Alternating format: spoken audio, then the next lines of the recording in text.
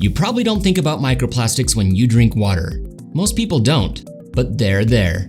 And once you know that, you start asking a different question. Can you actually remove them? And more importantly, should you be thinking about it? Microplastics are exactly what they sound like.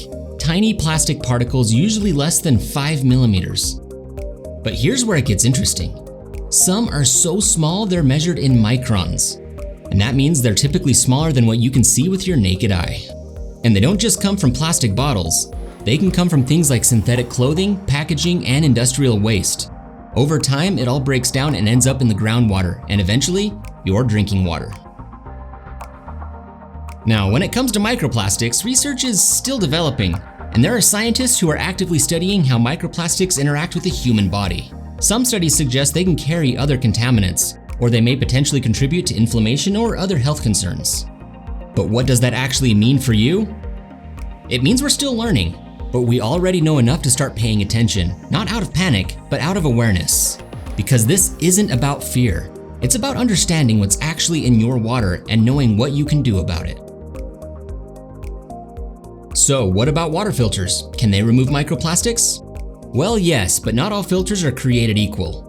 According to filtration research and certification standards, systems like carbon block filters and reverse osmosis can significantly reduce microplastics in drinking water.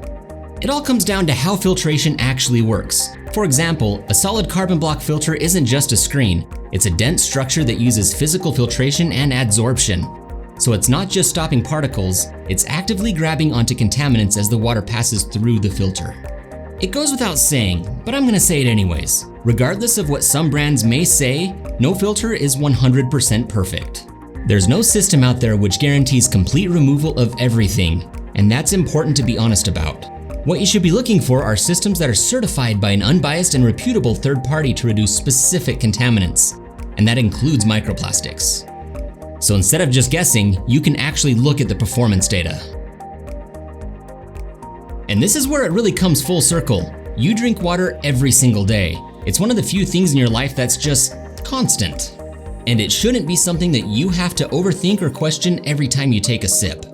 But at the same time, it's worth understanding. Not in a stressful way, just in a I know what I'm putting in my body kind of way. Because there's a point where you stop wondering what's in your water and you just decide what standard you're okay with. It's important to pay a little more attention. Ask a few questions and go from there.